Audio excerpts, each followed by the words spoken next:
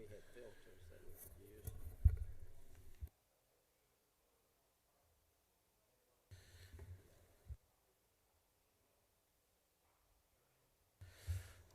Good morning. We'll call to order the Subcommittee on Economic Development Appropriations. We're going to go ahead and get started. I know we're a minute or two after. We got some agency heads that are doing some FFA breakfast and some other things this morning, so we're going to flip the schedule around a little bit and go ahead and get started. But before we do that, Chairman Bottom, will you open us up with a word of prayer, please? Yes, good morning. Let's pray. Heavenly Father, thank you so much for today, this opportunity to gather together to discuss these important issues. Lord, we just pray for wisdom and discernment as we do what's best for the people of Georgia and for you. In your name we pray. Amen. Thank you, sir. We'll ask for continued prayers for former Chairman Terry England as he recovers from an incident at his farm recently.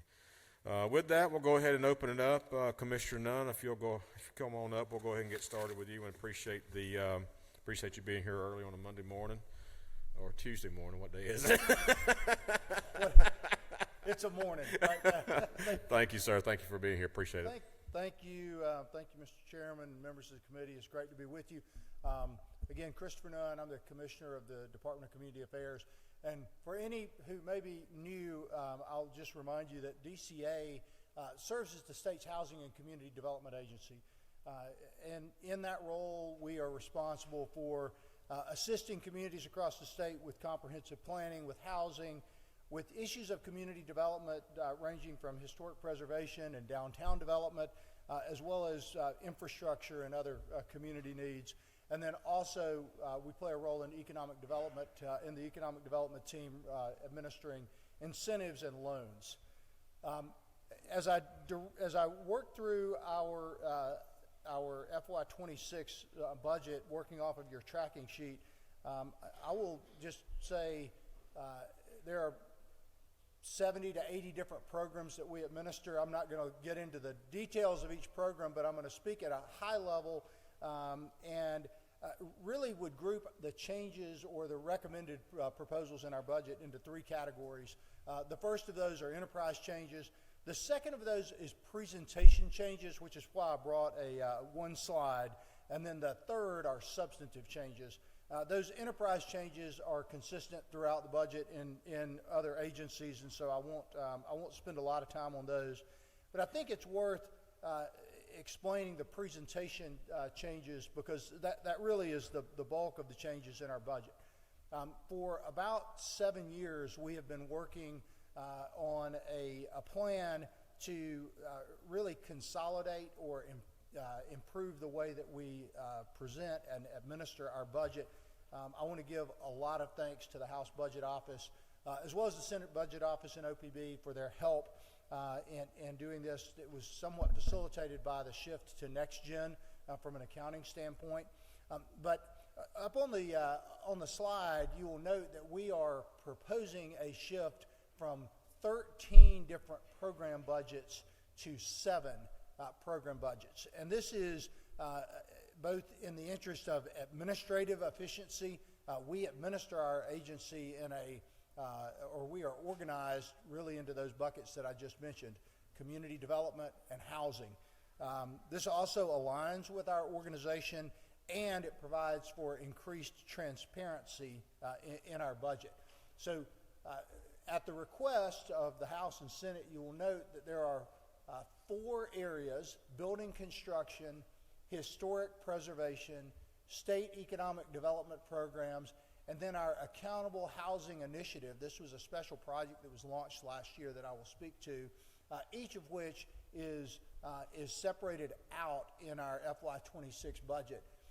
There are then 4 program budgets: coordinated planning, regional services, research and surveys, and federal community and economic development programs that are collapsed into a community services budget.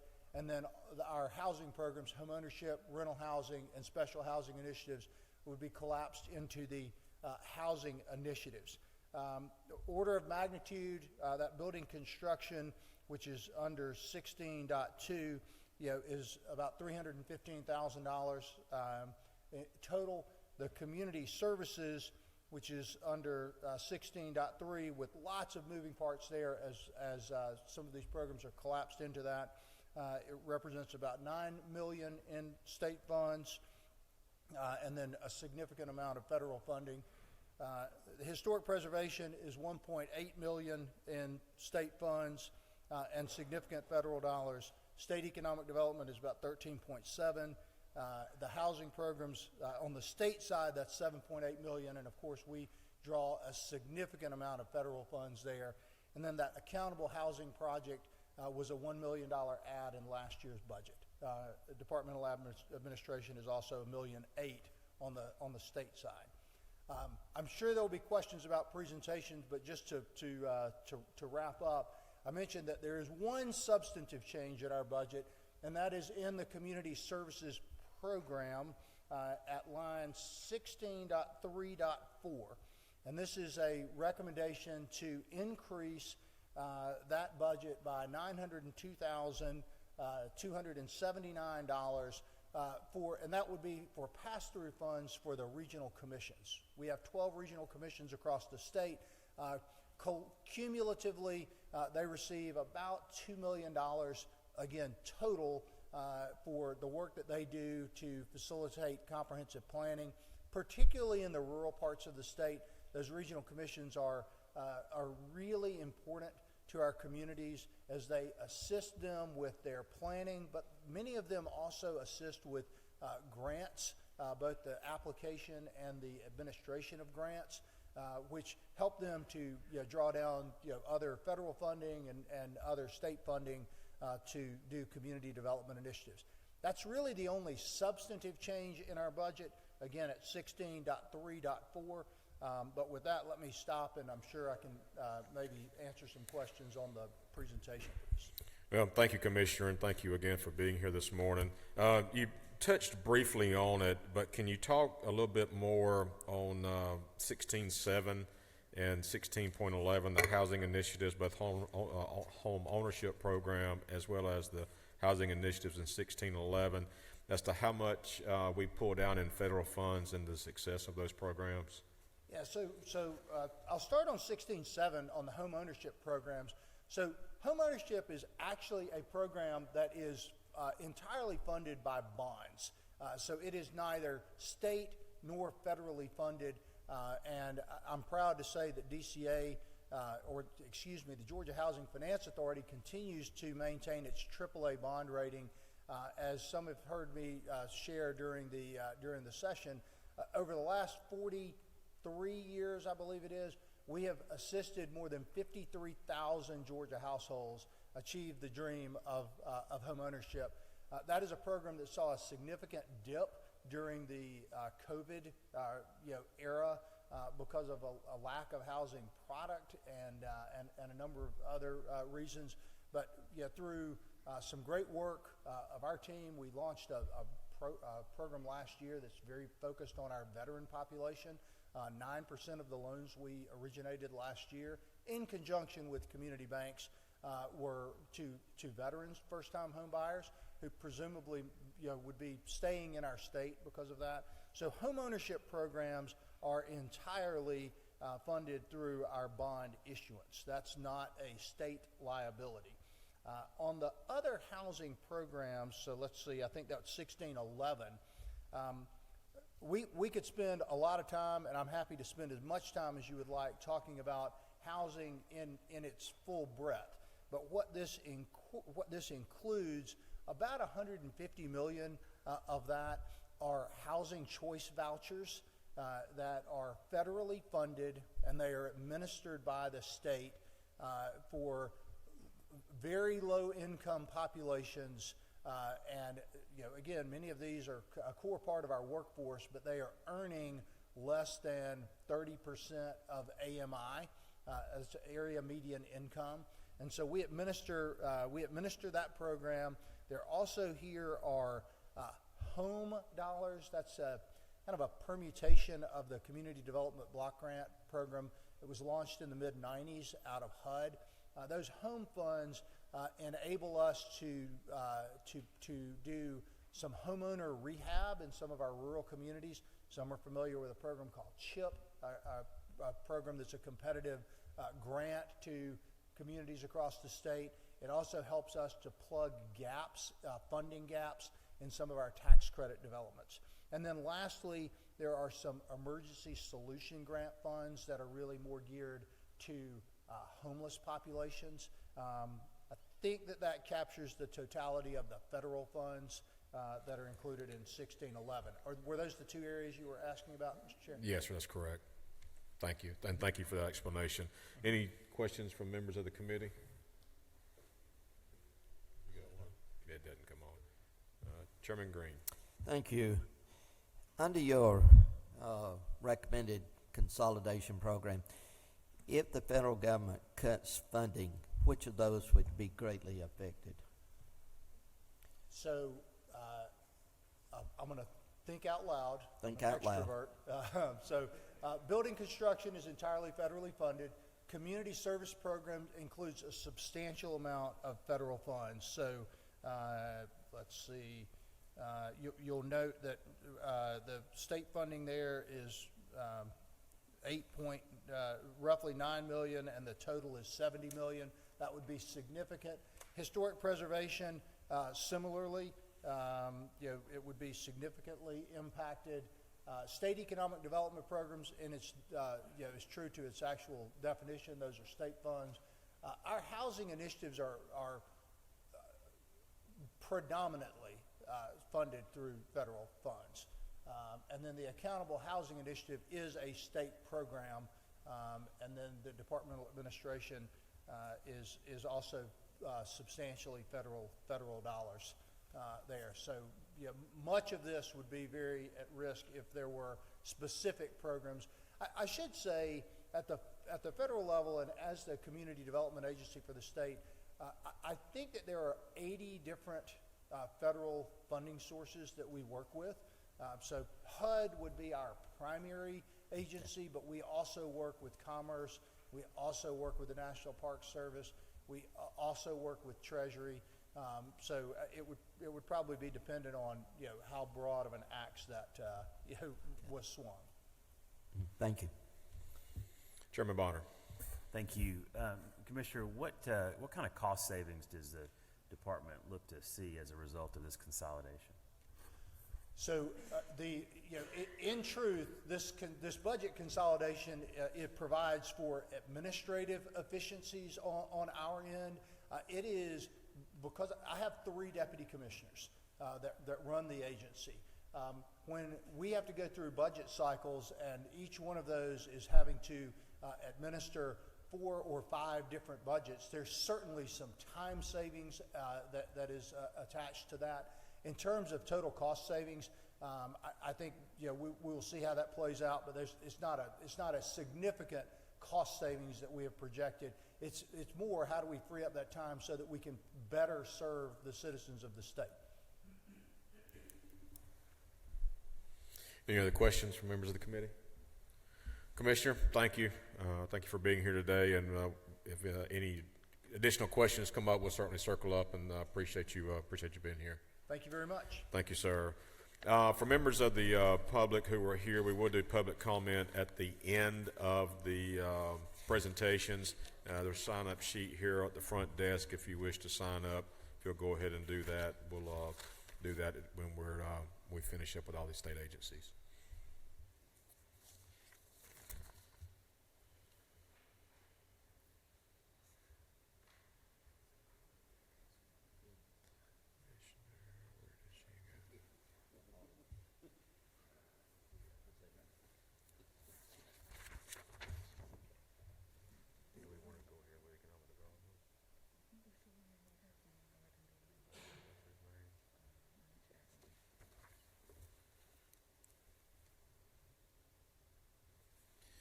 All right, we'll move on to soil and water. Mitch, if you'll come on up. Thank you for being here today.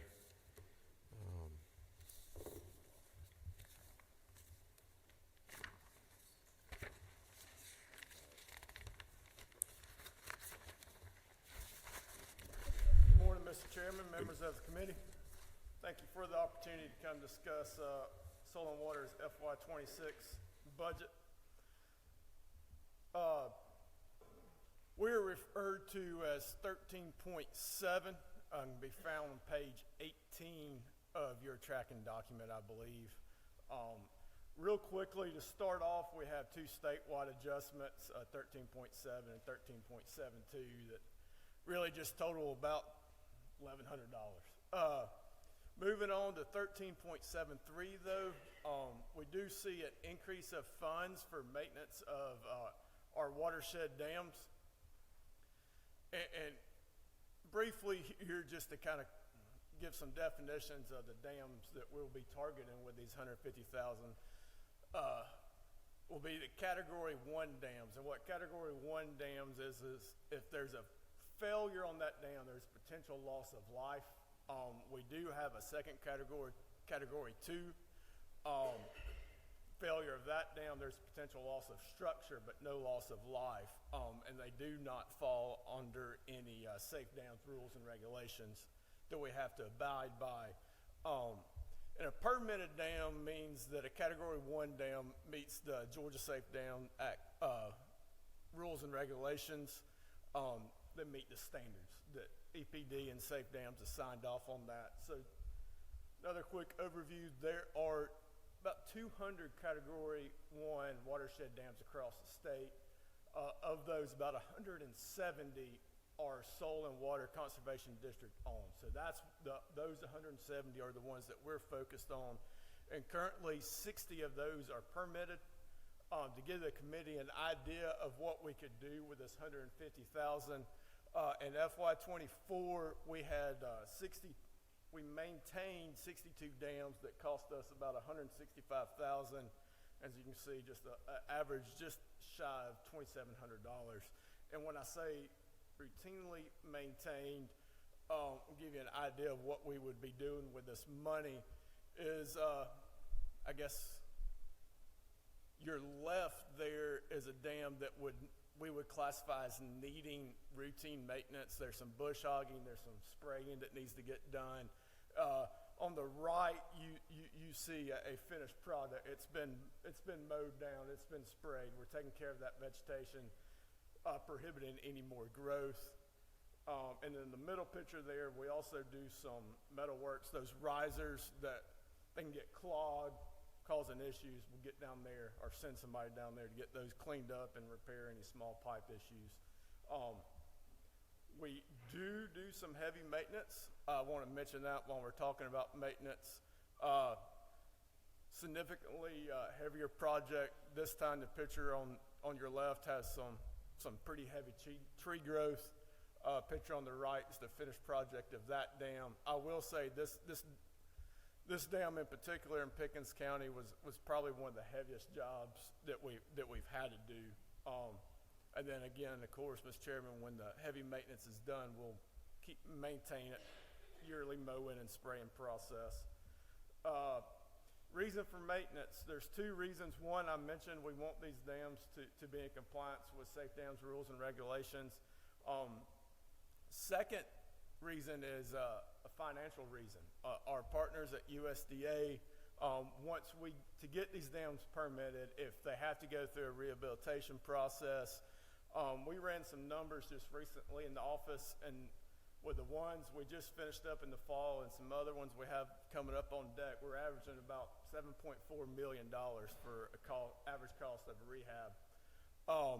If we maintain these dams, our federal partners at USDA on NRCS, they will cost share with us and pick up 65% of that cost, where the state's only bearing 35% of the cost. So, instead of the state having to spend a little over $7 million, they're looking at spending $2.5 million if that needs to be done on dams. Last item on your tracking sheet for us is 13.7.4, and we're starting to gather some information and working on putting that study together to share with the House, Senate, and OPB on the possibility of breaching or closing any of these dams that are currently not permitted. Mr. Chairman, with that, I'll turn it over to any potential questions. All right, thank you for that. Any questions from members of the committee? All right, sir. Thank you. Sir, appreciate your time. Any questions come up, we'll be sure to get in touch with you, and we appreciate your attention to those. Thanks so much.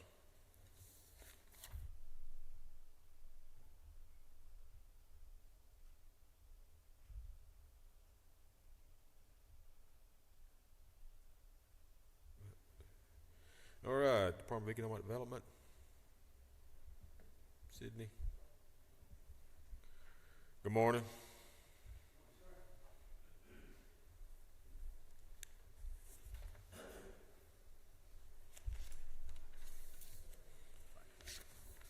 Morning, Chairman and members of committee.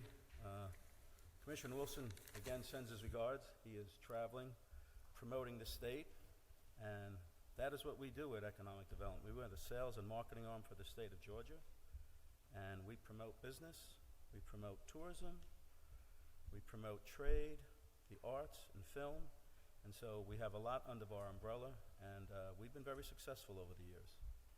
On the tracking sheet today, we are 23. There's not a lot of changes in our budget. If you'd like, I'd go over them, and then I could answer any questions you may have.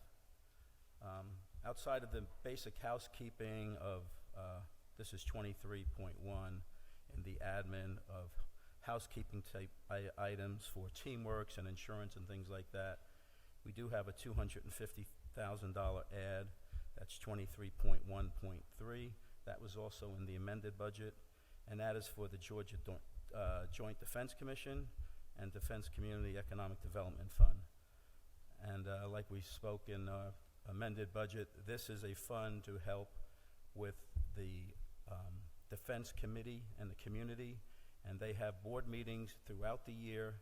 And this committee, I was at their board meeting in December, and it really is beneficial because it gives these people in the defense community a voice, and it really helps them voice what's happening in the community so we can bring it to the legislative arena. Senator Kirkpatrick helps head that up, and it really is important because there's a lot of issues that they're dealing with in that. Our counterpart at DCA, Christopher, talks about housing. That is a big issue with the defense community. Another big issue now that they're speaking about is jobs for the spouses that aren't in the military and how they get jobs while they're there. And a lot of the, they get a little bit entangled because some of the people, the process, and I don't know if we can do much about it, but the process of saying, my spouse is, say, a G6 or something like that. They have to go through a long process. They have to fill out all the documentation, and then that documentation goes out, and it takes a while to get back. But then the reevaluation will come back and say, well, we only see you as, say, a G4. And so there's a lot of that. So these are the types of things that they can bring up at these committee meetings that we can expand on and hopefully help with that community, which is a very vital part to the economic development of this state with all the defense community that we have. Outside of that, the next item is 23.10.2. That is money for our friends at the World Congress Center. That is a reduction of $250,000. That's been a commitment over the last 3 years to help with infrastructure and security, a total of $30 million. With this, we've met that commitment now, and that was in our base budget. So now that $250,000 is being removed, and the state has met the $30 million commitment at this time. That's really all that we have in our budget at this time. I know there's a lot of other priorities for the committee on things like that, so there's not a lot happening on our budget on the amended or the 26. All right, well, thank you. We do have a couple of questions. Mr. Gamble. Thank you, Chairman. I appreciate your comments. I think I brought this up when we were talking about the amended budget, but I know we're on the big budget now, and I appreciate the data that was given to us on the tourism spending and the other states around us. And I just want to commend y'all for being very efficient with what you've got, because I'd say that we definitely do a good job with the resources that we have. And it's still something I'm very interested in, trying to get us to a point that we may be at least, a little bit higher than where we're at for tourism in our state. I just wanted to see if you had any thoughts on that, or mainly just make sure appreciated the information that was provided to us on the tourism spend in comparison to other states around us. Well, thank you. I believe, Josh, I think provided those numbers, but we are in the Southeast the lowest as far as marketing funds, but we definitely outkick our coverage. It's a team effort.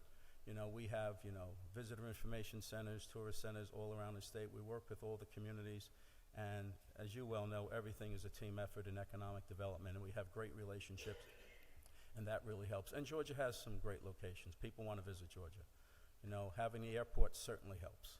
The coast, the beautiful coast, the mountains. Georgia has a lot to offer, and tourists like that. Any other questions? One thing that I would like to get your thoughts on in terms of events like the World Cup, as we are bringing in, or as business leaders from around the world are coming to Atlanta for that event. What is the department's plan, or have y'all started talking about how to, particularly with the business leaders that are coming in, work with economic developers around our state to give them access to those individuals to have conversations about economic development across our state? Well, we work with everyone around the world. We travel the world, commissioners with the governor right now, and the people that have an interest in this state, we have different events. We talk about the allies, and I don't know if you're aware of the allies, and that is a great public-private partnership that the state and private companies join, and we have a lot of utility companies part of that, Deltas, Coca-Cola's, banking,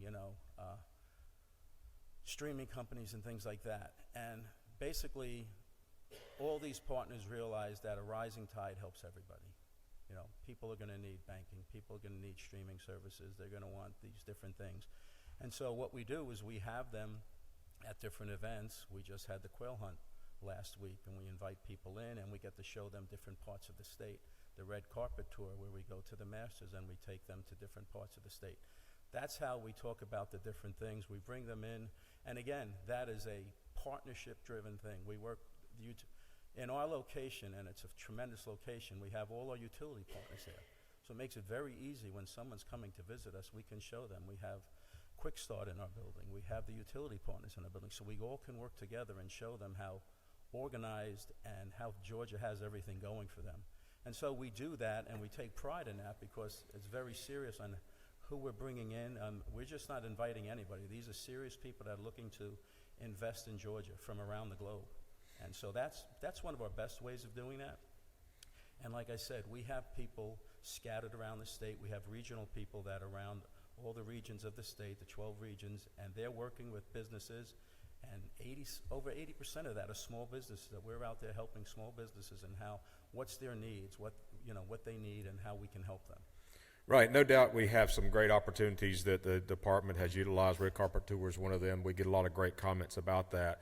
But in terms of the FIFA Cup, are we utilizing that event to bring in some of these folks from outside of the state, and/or is there a plan in place, or have we started talking about that?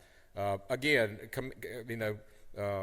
great work on the other events that y'all do, but Right. Given that we are putting some money into this event coming to Georgia with business leaders from around the world, are we going to work on a plan that will give either access to folks from rural Georgia to come in and interact with them, or are we going to try to disperse them around the state as their schedule allows? Have any of those conversations taken place at this point? Specifically, I don't know. I would imagine, I'm sure we're working with the Atlanta Council, Tourism and things like that. World Congress Center, they have a lot going on with security and things like that. But we do work with that from a tourism standpoint. I'm sure people that have connections with Georgia now will be coming in and we'll be talking about them as far as growing and expanding and things of that nature. I don't personally know. I can get back to you. I'm sure we are going to have a plan on how to take advantage of these big events like that. I'm sure we will, but we always have. If Super Bowl comes and things like that, that's where we're taking clients and things like that to those events so we can showcase Georgia. Okay. All right. Thank you, sir. Any other questions? All right. We certainly appreciate you being here today. Tell the commissioner thanks for all the great work he's doing around the country. Thank you for your time. Thanks so much.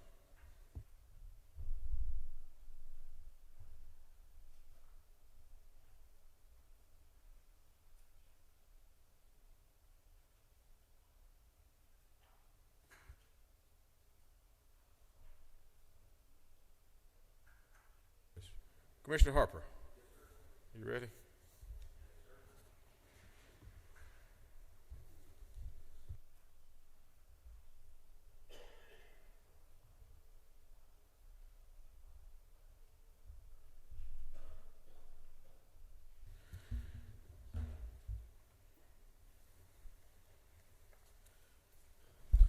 Thank you, sir. Thanks for being here today. Thank you, Mr. Appreciate it. Chairman. I Good know to be you here. had a busy morning with FFA breakfast. So. Yes, sir. So I appreciate y'all's your willingness to work with me and patience. But yeah, we have the FFA are in town today for their day at the Capitol, and I was spending some time with them at their breakfast across the way this morning. So, but good to be here, and appreciate the opportunity to discuss a couple of quick updates since we met last time, but then discuss our FY26 budget needs. As always, I'd just like to just a department overview. Over 70 licenses we issued, over 22 divisions, 23 attached agencies, 80-20 split on our funding between state and federal dollars. And I know you've probably heard from some of those pass-through agencies already this morning who are attached to our agency, and those funds are in some most cases pass-throughs, and we support obviously some of their asks and what they have going on. In relation to Hurricane Helene, that is something we're still dealing with and reeling from, obviously. Appreciate this committee's efforts in the amended budget. We're obviously still working with the Senate on addressing that, and those additional resources are definitely appreciated. Just since we met last, update on the loan program, where it currently stands. As I mentioned last time, we have about 322 applications, and that was before we cut off the application coming in, and we have approved to date 112 loans for about $42 million. So that's on the way out the door for those producers in those parts of the state that need that help from Hurricane Helene. And we look forward to those continued conversations as the amended continues through the process. In regards to HPAI, that is now complete. We are glad to have that particular case there in Elbert County behind us. It started on January 16th, and as I told y'all last time, we went to work immediately to respond to that. In a little over 3 weeks, we were able to release the control area, which means all the tests in that zone were come back negative. About 50,000 birds were tested by a variety of folks that were involved, but obviously the Georgia Poultry Lab, Dr. Savala and her team did a remarkable job in turning those around. And then our state veterinarian and her team, as well as our emergency response staff and others involved in this. It was a phenomenal team effort. And as I mentioned before, there were a lot of people involved, including our friends at Georgia Forestry, who lended a number of resources to us during that, which we were very appreciative of. But now I can say the control area is lifted. The poultry suspension has also been lifted as of last Monday. And so but that said, we are not letting our guard down at all. We are continuing to have our guard up, and we're going to continue to monitor to ensure that one, step up our biosecurity efforts to ensure we don't have this issue, but two, if and when we do, we're as prepared as possible, which is part of what we'll be discussing some this morning in our budget request. Going into the budget, specifically the governor's budget requests, or what's in the governor's budget first. Most of it is administrative and adjustments. As you can see here in consumer protection, those are adjustments for TRS, DOAS, and TeamWorks that are in the governor's budget. The one specific line item, though, that I'll mention that the governor included and we're thankful for was almost that $500,000 for our hemp program that we have. And this is for administrative personnel, investigators, and inspectors, as well as those to help us with our licensing program. And I'll speak a little more to this in just a second when we get more into the ask, but we are supportive of the governor's inclusion of that in his budget. As far as our other two budgets, departmental administration and marketing and promotion, mostly those administrative changes in the governor's budget. The only exception to that is the true up to the agriculture trust fund that we do every single year, and that's that $91,711 that trues up the ag trust fund. And the ag trust fund is what we utilize for two purposes. One, we utilize it for repair and maintenance on our market facilities, specifically market facilities other than the Atlanta market, because of the investment that the General Assembly has been making at the Atlanta market. And we also use it for promotion and marketing opportunities to promote through our Georgia Grown program. But that's the Ag Trust Fund, and we send y'all a report on that every year. You should have gotten that at the beginning of the year, the report on last year's trust fund expenditures, and we are appreciative of that fund and the work that we do through it. In the governor's capital projects request in his budget includes about $845,000 specifically for a mobile fuel lab, a scale truck, and a forklift. These are definitely items that we need for our continued operations as an agency, and we would appreciate your support of those as well.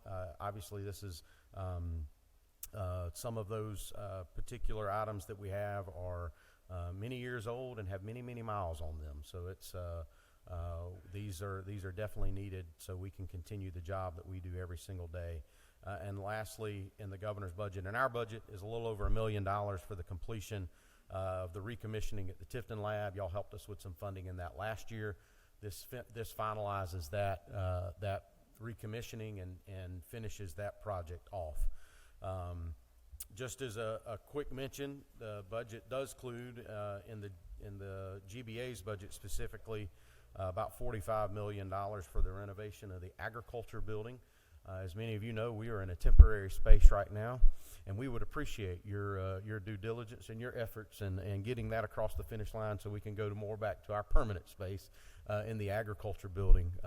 But we would support GBA's request for that funding as well as the governor's request. Moving into our asks. We're asking for a little over $1.1 million in addition to the governor's request for the hemp program. This is, as I said earlier, this is for staffing, this is for licensing coordinators, this is for equipment, this is for investigators to have the program be successful. Just kind of a couple of updates on the hemp program real quick. So far we have approved or in process of approving, and when I say in process, sometimes it's taken us 3, 4, 5 times to touch these applications. So when I say we've touched 5,000 applications, that means we've probably touched them 20,000 times. So it's taken my staff a lot of time. We've hired a lot of temporary part-time help to help us with this right now, which is why we need more of that permanent structure, which is what we're asking for in that funding for that licensing process. But we have approved or in process of approving 10 processors, 15 manufacturers, 6,509 retail locations, 239 wholesalers, and 12 laboratories. So far, that has brought in a little over $1.84 million in new revenue to the state that the state has never had before. We estimate, based on the number of applications we have and those that are in process, the hemp program and licensing will bring in about $3 million a year in annual revenue that is currently unaccounted for. Just wanted to put that on your radar. That's estimated revenue from that program, and we're just asking for a part of that, Mr. Chairman, to help us fund that program and the work that we need to do in that particular arena. As far as emergency management is concerned, as I said last time when we met, we learned a lot during the HPAI event, a lot of what our needs are. I mentioned this $450,000 number last time we met and visited for high path as well as other emergency responses. Those are for foaming units, contamination and decontamination, or decontamination units, I should say, C&D units, generators, and other needs that we have. I believe, I hope y'all have received that list. that specifically spells that out and line items that. If you don't have that, we'll be happy to share that with you. But obviously, we can utilize some of that equipment for other needs as well, but specifically with the focus of AI and our needs in that particular arena. We're also asking, and we have found that we need additional support in our emergency management division. We're asking for an emergency management specialist, a person that will help us manage those responses and help us with the day-to-day operations when it comes to those issues, and also have somebody to work with our team in addition to the other personnel we have to continually be planning for those agriculture emergency responses that we as an agency are responsible for. And it goes into what I've said before, that my goal is to ensure that Department of Agriculture is an emergency response agency when it comes to agriculture, because that's exactly what we are. And having the personnel to help us do that will help us make that happen. Agricultural inputs, our Ag Inputs division, we're asking for an agronomist position. This is specifically, and the line item there for $109,000, that's salary and benefits. But this is specifically for mainly for our soil amendment program and what we're learning in our soil amendment program. We really need someone with that agronomy knowledge as we work through these nutrient management plans and the work we're doing in that space to ensure that we understand exactly what is happening and what's going on. We could also use this agronomist in other capacities as well, especially in Ag Inputs. Agronomy and having an agronomist is critical for a lot of the work that we do as an agency, but specifically for our soil amendment program and the work we do specifically in that regard related to soil and the applications of that product on the soil. And so we would ask for that as well. A couple of other asks. In our companion animal program, we've really stepped up our efforts, working especially in partnership with our law enforcement division related to animal abuse cases across the state. We really stepped up those efforts, and we've realized that we need some additional support to help us in reviewing and putting those cases together. So we're asking for a compliance specialist who will help with legal support with our legal team, our companion animal and team and inspectors, as well as our law enforcement unit, to help specifically related to those animal abuse cases. We've been working a lot of those and been working in partnership with a lot of local law enforcement across the state in that regard as well. But we've really stepped up our efforts in this particular arena and addressing those particular issues. Y'all are familiar with the EV charging program and our responsibility to regulate EV chargers across the state. Right now, this goes into effect of January of next year, I believe, under current law. I know last year we moved this.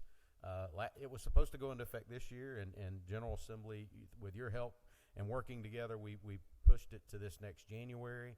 I kind of mentioned this last time, but we've been working with Georgia Tech and others to figure this program out. We're the first state in the nation. We're kind of on the forefront of this. We ordered some equipment that you gave us some funding for last May. It didn't show up till December, so that's kind of put us behind the 8 ball again a little bit. But we need some additional funds related to EVs, so we can continue to research and develop and build out the program. We're getting there. We're just not quite there yet. We're breaking new ground, as we'll say it in agriculture, Mr. Chairman. And that's exactly what we're doing with this EV charging testing of the EV chargers and the program we're responsible for. So we're having other conversations with many of our friends here in the General Assembly related to the future of that program and the start date. But definitely with that in mind, the funding is critical for us to make that successful. In our animal industry and our meat inspection program, we're asking for a little over $660,000 for additional personnel, specifically to help us ensure that we're able to provide the services we need to provide as a state. As I've told y'all before, it's unfortunate, but there have been times when we have had to tell individuals who are interested in starting a new business, such as a meat processing facility, that we don't have the staffing to staff you. And so therefore we can't give you a license. That's a bad place for us to be as an agency and as a state, and stifling new business. And This investment will help us ensure that we continue to build out our program and allow our protein sector in our state to continue to be successful. And so we're asking for those additional resources to help in that regard. There are a number of other things going on in this particular arena as well that we can dive off into offline, Mr. Chairman, related to the federal share of this program. Starting this past fall, actually last summer into the fall, the federal share and the feds have started having conversation and started clawing back some of their particular share of those particular programs, which is causing us significant concern at the department. Obviously, with the new administration, we've started new conversations, and we hope that those will go well. But last fall, those conversations started of pulling back some of the federal share of these inspection programs, which would put our meat inspection program in a significant position. So we have some ideas, but look forward to we can have some further conversation about that, and specifically about that and some other things that we may know that may be going on offline, Mr. Chairman. Lastly, when it comes to capital projects, I mentioned this in amended. We're asking for $2.1 million to replace high mileage vehicles. Last year, y'all helped us out with about $2.5 million to replace vehicles. This is significant. We're still catching up on the backlog of needs that we have as an agency because we just haven't been getting funds to fund our vehicle needs. And so we're asking for that to be included annually. We're going to continue to work with the governor and OPB to make that an annual inclusion in the budget every year, similar to the way it is done for other state agencies. But this is definitely a need for us every year. But this is going to help us address some of the backlog that we have, continued backlog that we have as well. That's for 57 vehicles, specifically that $2.1 million. The last thing I'll mention, Mr. Chairman, and this stems from a visit that you and I had at the Tifton Lab. As you know, the work that we do related to seeds and certification of seeds, as well as our work in seed testing at our Tifton Lab, is critically important. For those of you that may be interested, I would love to take you on a tour to show you what we do, because it is really interesting, and a lot of times it's part of that stuff that we do as an agency that most people have no clue that we're involved in. But the work that we do is critically important, and as we've discussed, the number of germinators that we have, we need more to do the job more effectively, more efficiently, and quicker. And especially in some cases can serve as backup to the germinators that we have currently, because as you know, if those go down, you're talking in some cases upwards of 14 days to redo those tests. It could take us 2 weeks, and that doesn't include the backlog that would be created over that 14-day period.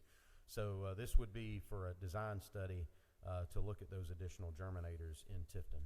So with that, Mr. Chairman, that concludes my presentation on FY26, our asks, and would appreciate your due diligence in that, and I'd be happy to take any questions that you may have.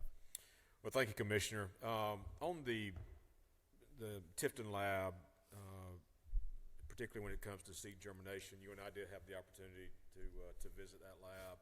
But can you give the committee a little bit more information in terms of the importance of that lab when we talk about seed germination?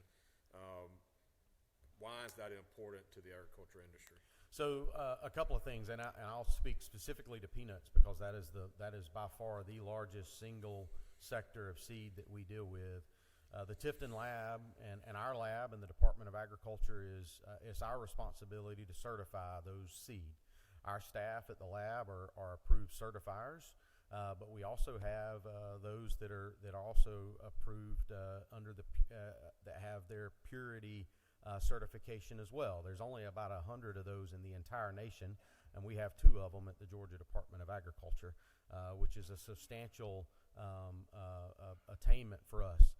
But when it comes to seed and the work that we do, that germination is critical for us to certify those seed. Without those germinators, we can't certify that seed. So that is a significant part of that process.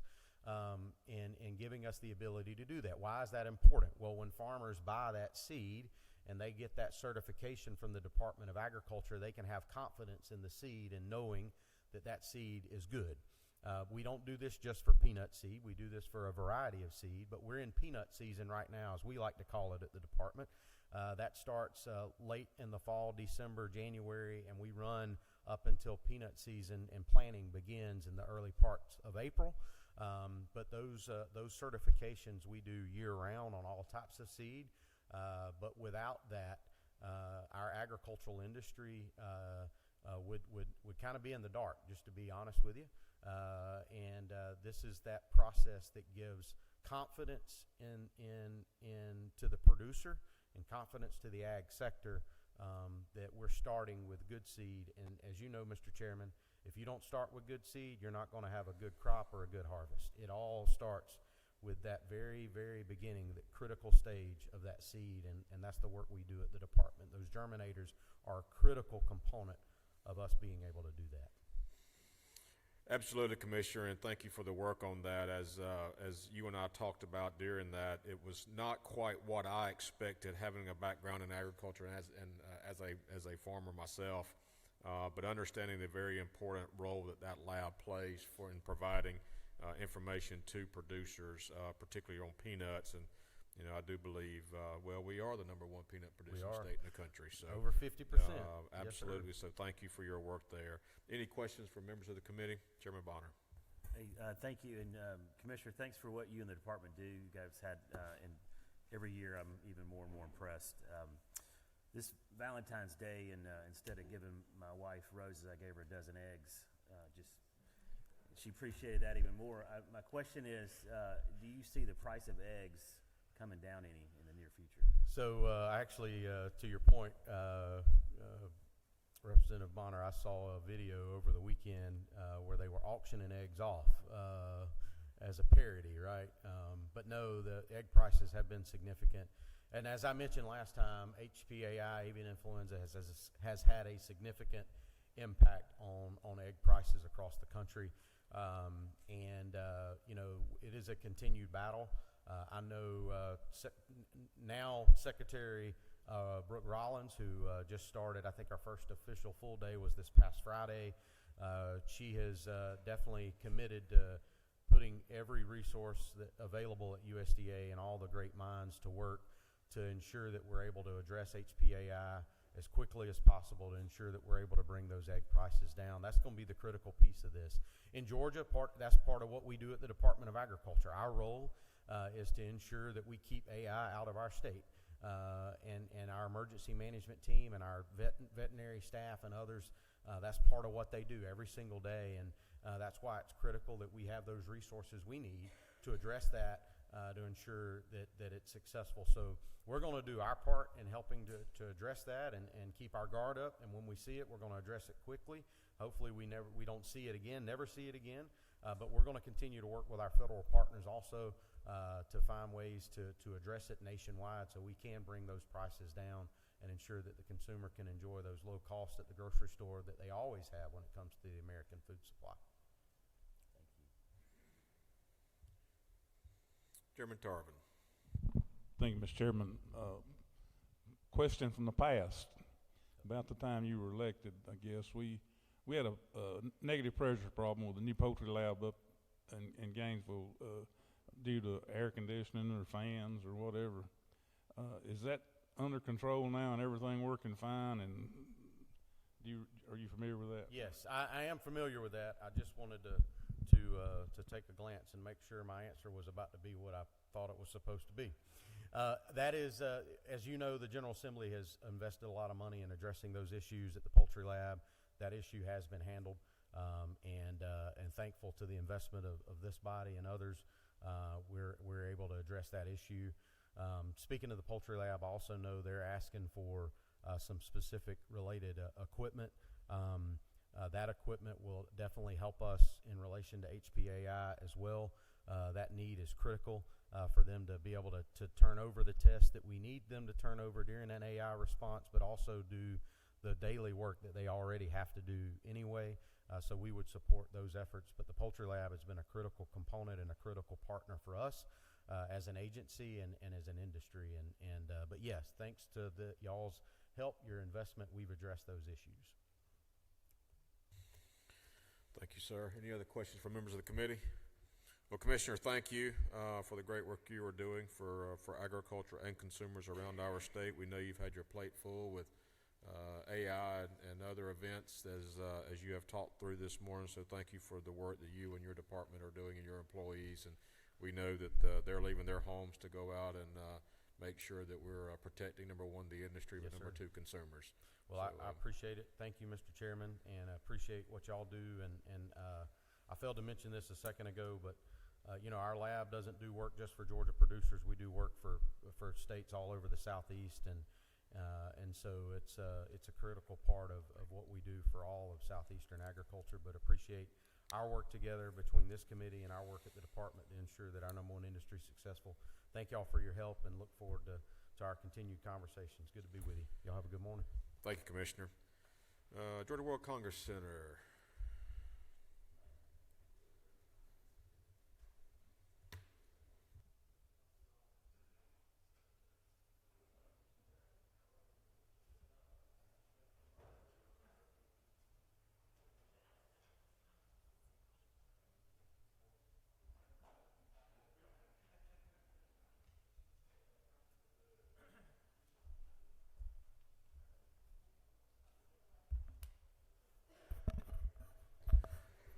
Good morning. Good Thanks for morning, being Mr. here Chairman. today. Morning, Mr. Chairman. Kevin Duval here from the World Congress Center. I want to thank you for your time today, and again, thank you for your support of our request in the amended budget previously.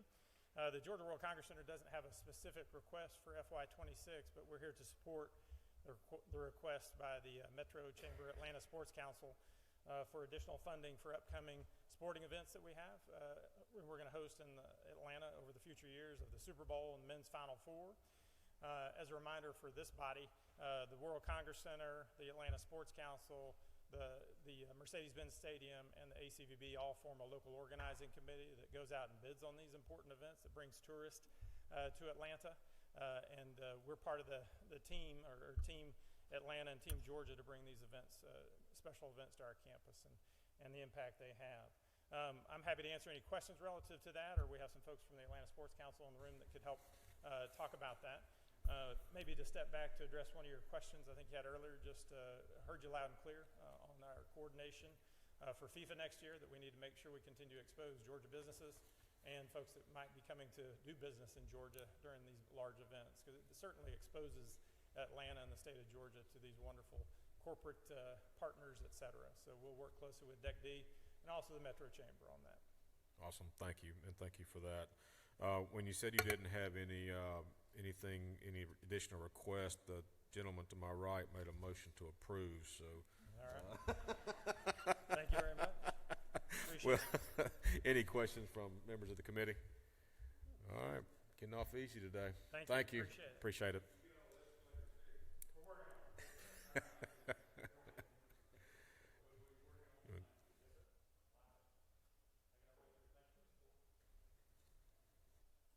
Georgians for the Arts. Good morning.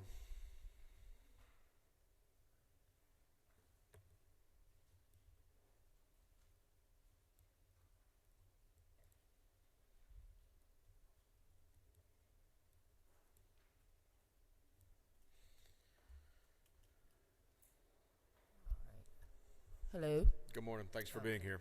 Good morning, Mr. Chairman. Good morning, members of the committee. Let me pull up my speech here and change my glasses.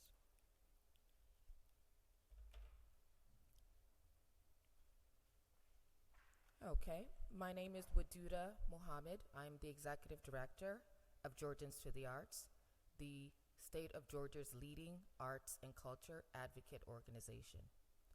Georgians to the Arts is a 501c4 organization registered in the state of Georgia, whose mission is to provide vision, leadership, and resources that ensure the growth, prosperity, and sustainability of art and culture in Georgia. As the leading arts and culture advocacy organization in Georgia, we advance our mission through year-round arts and culture advocacy programs, networking of artists, arts educators, local arts organizations, and businesses, all working towards a better Georgia. With that in mind, our primary advocacy initiative, amongst others, is in advancing and advocating for increased funding for Georgia Council for the Arts, which supports the nonprofit arts and culture sector across the great state of Georgia, including all 159 counties. We advocate on behalf of Georgia Council for the Arts, whose mission is to cultivate the growth of vibrant, thriving Georgia communities through the arts. I stand here before you today not to persuade you on the importance of the arts, the benefits of the arts, the positive effects on early exposure to the arts, or in our youth and in education, or the healing property of the arts, because I trust and believe that all of you know this. You may also be aware that under every governor dating back to 1970, there exists a Georgia art collection that is composed of 600 works to date by Georgia artists, and that regular art tours are conducted right here in the Capitol. Some of the collection, furthermore, Georgians for the Arts has received for the last 2 years in a row a House resolution, a Senate resolution, and a governor's proclamation declaring Georgia Arts Day in 2024 and 2025. Rather, I'm here to educate and inform you on the history and current funding status facing the arts and culture in Georgia. We at the state we are facing a crisis in our state, our county, and our federal levels, all which will impact many nonprofit organizations throughout the great state. My hope is that you will walk away today with a more robust understanding and make the necessary decision to provide increased sustainable funding for GCA. A brief history. At the height of the recession, GCA's budget was eliminated by 80%. Over the following 10-year or so, GCA operated in a deficit. Despite the lack of funding and loss of nonprofit art organizations across the state, GCA continued to provide support to supplement and offset budgets of many organizations who managed to maintain and be sustainable. During the recent pandemic, GCA received pandemic relief funds totaling $11 million, of which $3 million was allocated over a 3-year period in grants to organizations. This fund is expiring at the end of FY25 fiscal year. I'm here on behalf of Georgians for the Arts and the entire Georgia nonprofit arts community to ask for $3 million to avoid an interruption in service. Through this inflated temporary funding measure, GCA was successful in awarding, as of FY23, 344 grants, supporting 3,709 jobs, and funding directly to 149 out of 159 counties across the state. Today's facts: Georgia remains to be the 50th in funding per capita at 14 cents out of all 50 states and U.S. territories. Georgia is one of the very few, if not remaining states, to restore funding for the arts to pre-recession funding levels. Not only is the state of Georgia facing loss of ARPA funds at the state level, but our county agency, Fulton County Arts and Culture, just sustained a $3 million reduction in its FY26 budget, and our federal partner, the National Endowments for the Arts, under the direction of Americans for the Arts, has enacted elimination of major funding categories, limiting the ability to access funds that Georgia Council for the Arts historically has received. I provided you with the variety of handouts, the commissioners, and I'm happy to share with anyone else who wants to see the data. And I want to bring your attention to two in particular.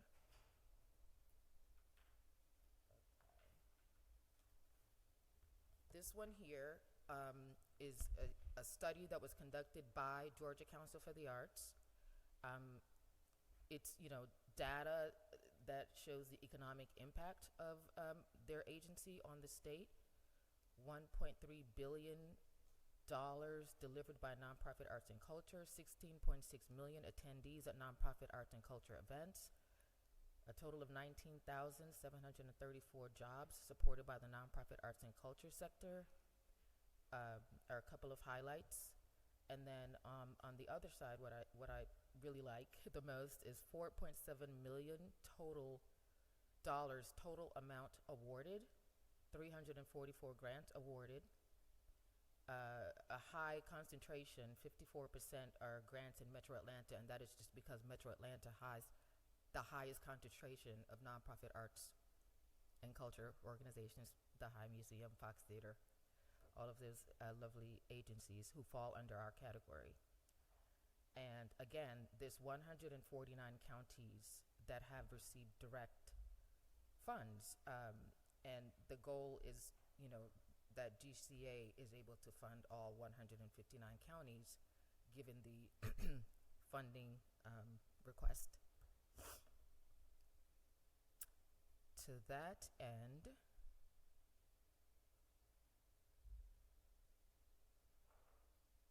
I hope all of this is helpful. Oh, actually, I want to backtrack and take a look at one more document. This is our Georgians for the Arts additional legislative asks. So in addition to the funding increase for Georgia Council for the Arts, if you look at this folded page here, we are also wanting to resubmit Georgia House Bill 1265, which is revenue and taxation tax refund donation option. So when folks in Georgia file their state taxes, they can opt to have a portion of it be donated directly to GCA. And then motor vehicle prestige license plate. So we want to go through the process of trying to get an arts tag, and revenue from that would also go to GCA's budget as well. So I hope that all of this information is helpful and inspiring. Now more than ever, we urge you to really consider where this money could come from. I know you have to settle a budget, but we just believe that GCA has kind of been overlooked in the economic development space, and now more than ever, we need your help to kind of offset whatever it is that we're dealing with at all levels. Thank you, ma'am. Questions from members of the committee? Floor Leader Gamble. Thank you for your presentation today. I had a question about just the Georgia Humanities Council. Is there any overlap or work that you do, the Arts Council and the Humanities Council? Are there any projects that they work on together? I do not believe so. I would have to get a direct answer from GCA because they manage those two programs, but I mean, it's housed under the same umbrella, but I don't believe they work together. Any other questions from members of the committee? Seeing none, thank you, ma'am. Thank you for being here today, and we appreciate the information. Thank you. Directors, Sabo, come on up.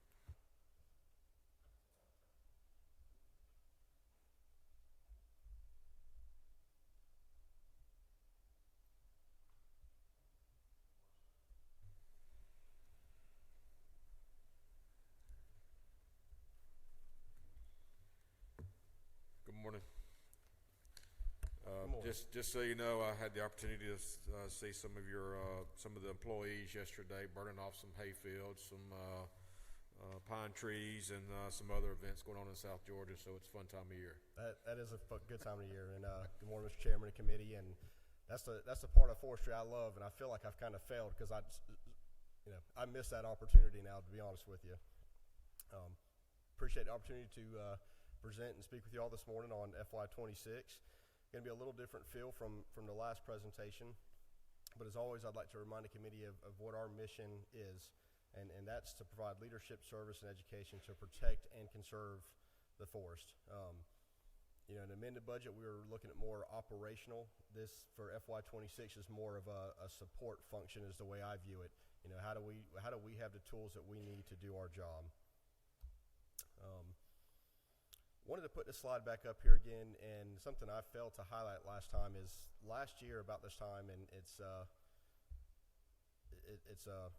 great that you mentioned prescribed burning, because we challenged our employees with 20% more last year. Said, what would it look like if you just gave 20% more? Don't miss a burn day. Don't worry about getting the 500-acre block. Don't miss a burn day even if it's 40 acres.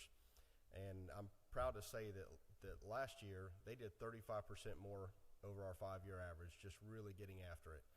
Just not missing opportunities wherever they could, if they could light a match, if they could put in a line, if they could do breaks, that's what they were doing. So really proud of that accomplishment. In the FY26 and the governor's budget, which we fully support, and the capital budget is, make sure I have this right, 50.1.79 through 81.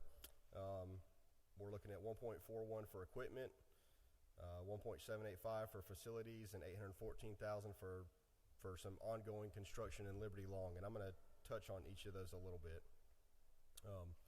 One thing we really pride ourselves in is being good stewards of money. We try to accomplish everything we can ourselves. So right there's a few photos. That is our shop in Macon. We build all of our own V-blades. So we've looked, different outsourcing or things we can do fitting our equipment, but at the end of the day, we can just do it cheaper and we can get the product that we want when we do it in-house. The picture of the group right there, that is our crew in Macon that's in the shop sweating and grinding every day, that probably doesn't get enough love, but really they are the ones responsible for ensuring the upkeep and making sure that our equipment is to the standard we need it to be, and I appreciate what they do. So that 1.41 million for equipment, that is not tractors. That is the lowboy trailers, the engines, equipment like that we need to support. Facility improvements, 1.785. Once again, we do everything that we can ourselves. If we have to contract it out, we will, but if we can do it ourselves, we do. And that middle picture, the middle picture is before, the picture on your right is an after, and that's down in Ware County. And just had some rotting floor joists, and when they started tearing into it, a lot more expansive work than what we thought, until we kind of tore everything apart. And so they got after it, and they fixed everything themselves, did everything themselves, and to the point, even the cabinets that you see, we even built our own cabinets. So we try to really be good stewards with the funds allocated to us. The last one's the $814,000 to finish Long Liberty. The picture on your right is Bacon Pierce unit, so you kind of get an idea of what one of our units looks like. On the left is Long Liberty, where it is current day. And back to that theme of doing everything ourselves, we do the dirt work, right? We have tractors. Y'all are gracious enough to give us tractors, so we do all the dirt work, and then finishing anything that we can ourselves. Unfortunately, and I know y'all are aware of this, the price of everything has just gone up significantly, so that the $814,000 is to complete the Long Liberty unit. That's really all I have. I just appreciate the time here, appreciate the opportunity to show off the work that our folks do when they're not burning and doing a fun part of the job. Well, they certainly do some great work, and we certainly appreciate what they do. And just to reiterate what you just commented on, is a lot of the work that is being done, particularly on these new facilities, the agency does not have to contract that out to a subcontractor, more or less. So, correct. So you mentioned in one of the photos there that even the cabinets are built on by the employees. Do y'all have a woodworking shop, or is it done on site? We do have a few different kind of piece together woodworking shops, but our region manager down in Region 5, Mr. Blair Joyner, that is his background, and he is outstanding at it. And so our Berrien County unit, which he pretty much built, they continue that tradition for us. It's a great unit down there. Yes, sir. We certainly appreciate the work that they do. Any questions from members of the committee? Chairman Green. Thank you, Mr. Chairman. Director, thank you for what your group is doing throughout the state of Georgia, especially southwest Georgia there. With the uncertainty of the federal grants, how will that affect the landowner service that's offered by GFC? Thank you, sir, for asking that question. And Commissioner Nunn and Commissioner Harper spoke about it briefly. You know, a lot of these agencies, we're not unique in what is going on right now. The Forestry Commission, for example, we have roughly, out of the 524 employees, we have 360 that in some way, shape, or form will touch a federal grant when it comes to salary funding. We're very cautious and very cautious to not put an employee 100% upon federal grants. We do have maybe a handful at most on those, but a good example would be our foresters. So our foresters, with all the programs they touch, like EFRP is a really good example right now, or the Southern Pine Beetle programs, their salary is roughly 50% federal grant funded. So we know the infrastructure, the IRA, BIL grants are frozen, which those are 5 years, always going away anyway, but even our normal grants that we work through, while those are being gone over line by line, we're not receiving funding for those, and so we don't really know what the future holds. Short version of it is that makes up about $5 million in salary for us, not even counting all the pass-through funds that go to cities and communities and everything else. So, like Commissioner Harper, we're having as many communications up on Capitol Hill as possible. But at the end of the day, if $5 million worth of salary goes away annually, we will have to do operations different, and it could impact the landowners. But that is not the goal. The goal is to continue that service. Other questions, Chairman Tarvin? Thank you, Mr. Chairman. Kind of a three-part question. Somewhere in the supplemental budget, I saw some more about cab tractors. It may have been a supplemental budget. First of all, we're like 4 or 5 years into trying to. How are we doing on, and how far we got to go? Moving the equipment with the low boys and some of the straight trucks we bought. Where are we on that? And a final question, may be a little loaded, but outside any federal money we may miss, how is we had kind of a stellar turnaround on a turnover, and we were doing real good. Are we still holding up and keeping our employees like we were a couple of years ago? Yes, sir. Yes, sir. So the first part of the question for the tractors, we still have, prior to what's in the amended budget request, about 105 tractors that were open cab that we're looking to replace. Depending on the size of the tractor, depends on the cost, right? But the plan and what we've communicated with OPB and they've been receptive to is, trying to work towards $12 million a year for 3 years to replace those. And then that would put us back to our oldest enclosed tractor would then be 20 years and start to be in need of replacement. So then we bump that cost back down to maybe get on a 20-year replacement cycle. So that's what we're looking at into the future. So a lot of good work's been done, but still good ways to go. As far as the low boys and trucks and tractors, our fleet manager has done an outstanding job seeing around corners, is the way I put it, and prepping for larger tractors and this newer equipment. It's just heavy. I mean, even if you buy the same horsepower tractor, it's just bigger and heavier at the end of the day, right? And so when we take these funds, maybe instead of buying a trailer that's smaller that might fit our current tractor, he's already been replacing it with a truck and trailer that can handle something a little bit more. So we're really prepared to receive some of the larger tractors. There's still some things that we need to upgrade and do, but our fleet manager's done an outstanding job with that. The last one, when we talk about employee turnover, is something I'm really proud of. And one, y'all know this, I inherited an outstanding agency, so I appreciate the previous director and everything he did and this committee did to try to slow that down. But if I take out retirements, because I hate to count retirements as turnover, right? That's something somebody earned. This fiscal year, we were running at about a 5% turnover, which is just leaps and bounds above where we were. So, yes, sir. Thank you. Well, thank you, Director. Thank you for being here and the great work that you and your agency does across our state. Again, it was nice to see them out burning some longleaf pines, I do believe, yesterday. I just wish I'd have been part of the team. So Yeah, yes, sir. Same. thank you. Thanks for what you do. All right, thank you. Chairman Shaw.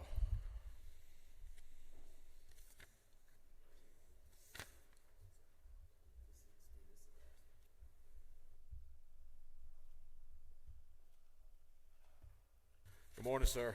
Good morning, Mr. Chairman. I know you got a busy morning, so Members. thanks for being here. Appreciate the opportunity. Chairman Meeks and members of the committee and staff, thank y'all for allowing us the input into the budget process. On behalf of the PSC and our staff, we'd like to thank y'all for the hard work on the amended budget. We're hoping that the changes that y'all put in there will be upheld. That's all we're asking for in the Senate. As far as the 26 budget, we only have a few small requests, and I think we've communicated those, so hopefully everything will be familiar. As far as those requests, you know, we've got a pretty relatively small budget, about 12.8 million, and we've tried to keep our request at a minimum, as we always do. We are asking for a pipeline safety inspector. The state share of that annualized salary is just shy of $78,000. And in anticipation of our ask, you all and the entire House approved a one-time $42,000 appropriation in the amended budget to pay for the equipment needed for this new inspector. In the 26 budget, we're just asking for that money to pay for the state share of the salary and the benefits package for that new inspector. The PSC employs several people in our pipeline safety division who, under a grant from the federal government, ensure natural gas pipelines are kept up to date and remain safe. Every year, our pipeline safety division is audited by the federal government. This year, in our audit, points were docked because we did not make as many inspections as their guidelines require. So anytime we cannot perform to those federal expectations and our audit points are reduced, the state loses out on federal reimbursement money. We're trying to rectify that now, but a smaller staff makes that more difficult. We're not talking about a lot of money, but it is a small amount of money they did dock us. Last year, we asked for 2 new pipeline safety inspectors, and we received funding for 1. So this year, we're just coming back and asking again for that second additional pipeline safety inspector. And without that additional staff, we're going to continue to have some of these issues that I mentioned as far as affecting our reimbursement. So it's an ongoing challenge. And currently, we have several pipeline safety inspectors who are at retirement age or nearing retirement age.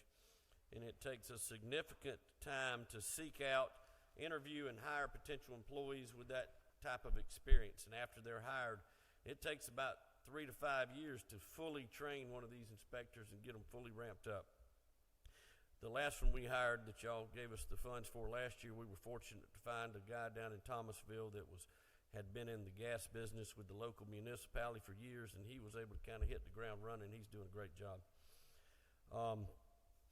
So as far as, we've also got a shortfall in our pipeline safety inspector approved in the 25 budget of $24,781. So OPB directed last year for us to identify enhancements that could move the needle in terms of customer service. So we requested these 2 inspectors and received the 1. The salary projections that we gave y'all for those requested inspectors were based on historical reimbursement rates under the federal grant. In the past years, the federal government reimbursed states at a rate of about 60% of the program cost, leaving 40% to the states. But last year, the reimbursements came in closer to 40% from the feds, leaving us the 60% roughly. This has created an annual shortfall of $24,781 in the salary of pipeline safety inspector you approved last year. So this request just represents a true-up to cover that shortfall. Also, we've had a shortfall in our Department of Administrative Services premiums and rental costs for FY 2025 of $19,560 annualized. So the additional funds were appropriated to cover increased premiums for insurance programs and for increased rental rates charged by the GBA. These actual costs exceeded what was appropriated by this $19,000 and some change, creating that shortfall. So we're simply asking for a true-up to reflect what the actual cost of the increases were. Also, we may be asking for some increased staff set for the regulation of private water systems. As y'all know, there's a bill moving through the House by Representative Trey Rhodes, House Bill 449, that was dropped, I think, Friday. This would expand our jurisdiction to include private water systems under certain circumstances. So according to the bill, if a private water system increases its rates by more than 15% over a 3-year period, it would trigger the PSC to open a docket and determine if the rate increase was just and reasonable. So should this bill pass, the PSC would need to set up the framework for a water unit in preparation for future cases. So we would also need additional staff for continued monitoring of large private water companies. All this would require work and personnel. So with the bill that just filed on Friday, we're still working on estimates. This bill is different than the one from last year somewhat. If this bill does pass, we may be asking the House and Senate for some significant budget changes as late as in the conference committee. So that's just yet to be determined. The main thing, we had kind of come up with some estimates on what it would cost to build a complete water unit comparable to how we do electric and gas and everything, based on what the bill was looking like last year. But this one has this triggering mechanism, so we don't know. There's a lot of, there's some flexibility and some uncertainty. Just wanted to point that out. But basically, if we have to set up even a sort of a scaled down or modified water unit, I'd still really need to bring in a consultant, somebody that's been in that business, preferably a regulatory lawyer. We know folks in that industry in other states where they do regulate private water systems. So I think we wouldn't have any trouble finding the perfect person to help us, but we would need a little help from a consultant just to help get that started correctly. I didn't put this in, we didn't put this in our notes that y'all have, but I'd be remiss if I didn't say this, and I know this is a similar problem that a lot of state agencies are having. But in terms of, I just want to kind of paint a picture of what we're dealing with, and what I'm talking about is what we're able to pay our attorneys. So I have roughly 4 attorneys outside of my main guy, Tom Bond, my utilities director. And a couple of those attorneys we use in litigation in our hearing room on these big contested cases, like the integrated resource plan that we have before us right now. So it's a huge, huge case. They filed that case, Georgia Power, in January. We'll have final votes in July, 4 sets of hearings, 4 days apiece. There'll probably a record number of interveners in this case. We haven't gotten all those filings in yet, but testimony will be filed. Hearings will start at the end of next month. Y'all, one of those 4 attorneys basically does nothing but open records request and deal with territorial disputes. The other 3 we involve in these cases, mainly one of them on gas, but I've got 2, like I mentioned, that we've used in these litigation settings. Well, I lost 3 attorneys in the last 7 months of last year, I think. So my main litigation guy had been with us 11 years almost. We knew after 10 years he would have fulfilled his obligation working for the public to satisfy some of his loan forgiveness provisions. We were able to with y'all's help, to get him up to about $106,000 or $105,000. So we're starting these other 2 that we just hired out at around $85,000. And I'm not saying I've got good lawyers. I feel like really good about the 2 we just hired, but we've never seen them in our hearing room in a contested case like this, y'all. And we're going up against the best of the best in Georgia Power's legal team. Great lawyers, Troutman Sanders, most of them. They'll have a couple rows deep, and I can guarantee you they're making more than $85,000. We do a pretty good job of what we got, but I just wanted to point that out. And I know that's the same thing that Commissioner Nunn and others would probably tell you, but it is a real, real issue, and it is right in front of me right now with this IRP coming up. Just wanted to point that out. In conclusion, as always, we thank y'all for just giving us what we need to do our job, and our staff works hard to remain good stewards of the public's money, and we just appreciate what y'all do and the part that we all play in working together. Be glad to take any questions. Thank you, Mr. Chairman. On the pipeline safety inspectors, you mentioned obviously last year we did one in the budget, request for an additional one this year. How many total inspectors do you have? Reese, how many total inspectors we have now? 10. So we're asking for 2 more last year, we got 1, and we're asking for 1 more. So that'll put us at 12. Does that give you a, Well, we got 10 now, we're asking for 1 more, so that gives us 11. but does that 10 include the one from last year, obviously? So it'll be 11 Yeah, total? yeah. Okay.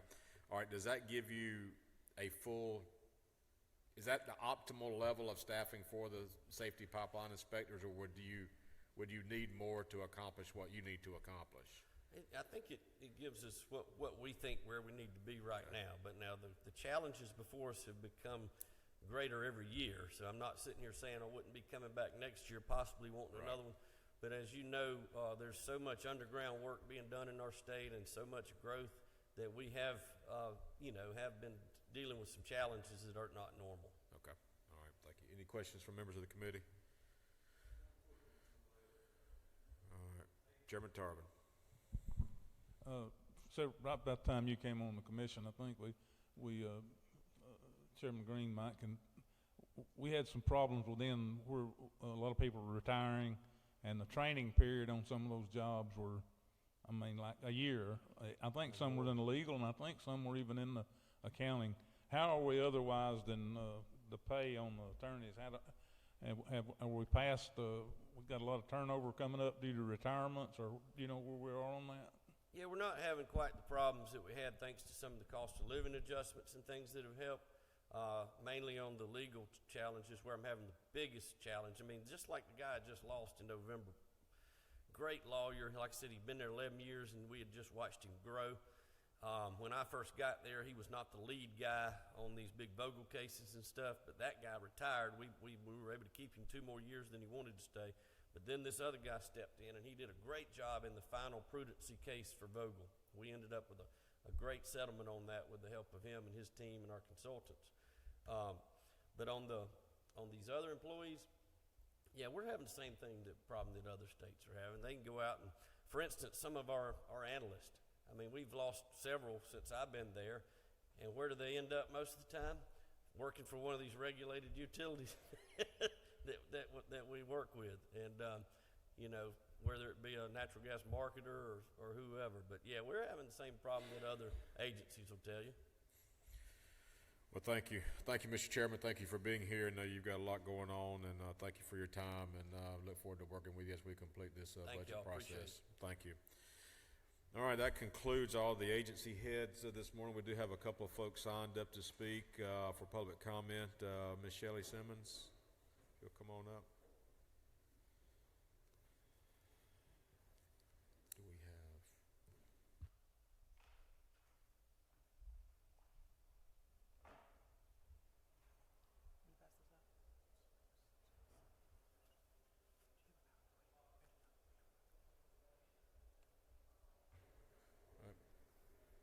Go ahead.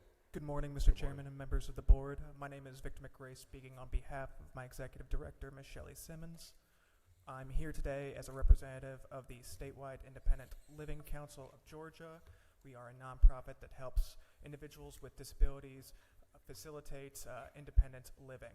I wanted to come today and bring y'all's attention to the Home Access Program. You'll find some documentation in the 26th page of the packets, as well as the document to the right of the folder. This program is to assist individuals who need home modifications here in Georgia to actually live comfortably and even enter and exit their own household. As of 2023, 13% of Georgians registered that they have a disability, and that is a large number of constituents, and many rural housing units out there are built prior to ADA compliance. So a lot of these households in Georgia, do not have wide enough doorways. There's no entry and exit ramp, and need roll-in showers. So this program helps to facilitate and fix those issues that these members of Georgia have. And we're able to facilitate that. Last year, for the last fiscal year, we received $100,000. This program does fall under the DCA-funded budget, and we are able to facilitate that utilization of financing. and we were able to assist 13 different households in Georgia. To put that in perspective for y'all, we received that budget within July, and all that funding was gone by August. As of right now, we currently have 400 different households on the wait list, and we're able to make a lot of good work and help a lot of people out. But if we were to obtain $500,000, we would at least be able to help, if not 50 households. If I'm more optimistic, we could bump that up to 60, possibly 65, depending on how we utilize that financing. A lot of these modifications are to assist specifically with ramps for entry and exit of the household, like I mentioned earlier, and bathroom remodels. So this will help members of the community get back into the community and live more independently. So I really want to be respectful of y'all's time today, but I wanted to bring this to y'all's attention, and I do appreciate it. Thank you, sir. Thank you for your time today and bringing this to our attention. Any questions or comments? Thank you, sir. We appreciate you being here today. Thank you all very much.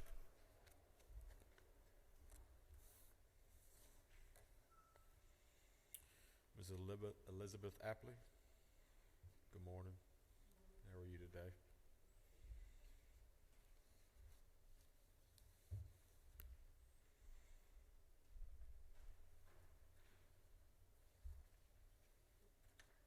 Good morning, Mr. Chairman, members of the committee. My name is Elizabeth Apley, and I'm here on behalf of House ATL, Enterprise Community Partners, the Corporation for Supportive Housing, 9 to 5 Georgia, and Presbyterians for a Better Georgia, to speak with you about a request for a very important addition to the Department of Community Affairs budget. That would be 16.11,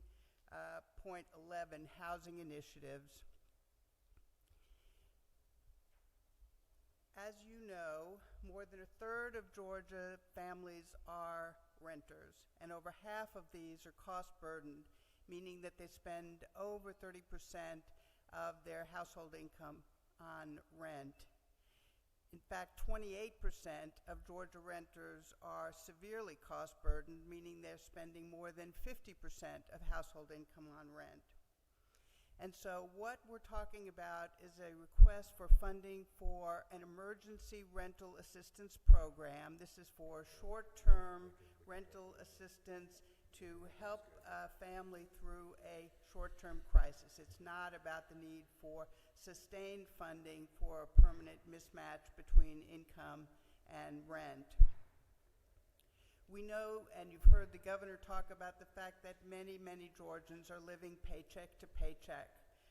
Nationally, there are more than half of Americans with fewer than $2,000 in savings, and in fact, a third have less than $250 in savings. So when those crises arise, whether it's the loss of a job, the death of a loved one, a medical emergency, they don't have that cash available to cover rent. And if you don't have the money to pay the rent, then we're talking about eviction.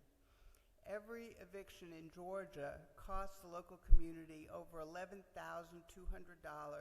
in emergency shelter, in child welfare services, in the cost of medical hospitalizations related to the eviction. And in fact, we know that evictions have very dire consequences for children's ability to succeed in school. It results in job loss for parents, loss of possessions. A 16-year study of Georgia pregnant women, published in the Journal of the American Medical Association, found that eviction had a negative impact on birth outcomes correlated with low birth weight, preterm birth, and long-term multi-generational impacts. We know also that housing inadequacy is the third largest reason why children are removed from their homes and placed into foster care, which creates another significant economic burden on the state without positive outcomes. So we know that the Department of Community Affairs received over $1 billion in COVID emergency rental assistance funding. They took the final $55 million in that federal assistance and created a pilot program 2 years ago. That program will expire when the federal funds are gone at the end of September. And so the department has acknowledged the need for state funding for an emergency rental assistance program. What they did is they contracted with the Atlanta Legal Aid Society and the Georgia Legal Services Program to provide legal services for income-eligible people facing eviction, to hire navigators to pre-qualify people who met the criteria for this short-term emergency rental assistance, and allocated $2 million a month for the emergency rental assistance itself. So that program is working. It's working well. We need state funds in order to continue the program. We're asking for $25 million in the FY26 budget in order to continue this cost-effective, very important program for hardworking Georgians to help them over these short-term crises to be able to remain safely and stably housed. You can see that there are a large number of groups supporting this request: House ATL, the Corporation for Supportive Housing, St. Vincent de Paul, Georgia, Enterprise Community Partners, the Georgia Interfaith Public Policy Center, 9 to 5 Georgia, the Georgia Budget and Policy Institute, Atlanta Volunteer Lawyers Foundation, Georgia Appleseed, Presbyterians for a Better Georgia, the United Way of Metro Atlanta, Georgia ACT, and Archie, and others, I assure you. I'm happy to answer any questions. Thank you, ma'am. Thank you for your presentation. Any questions? I don't have any at the moment. Should anything come up, we'll certainly give you a call. But appreciate you being here today, and thank you for your comments. Thank you so much. Appreciate you. And Miss Jenny Helms.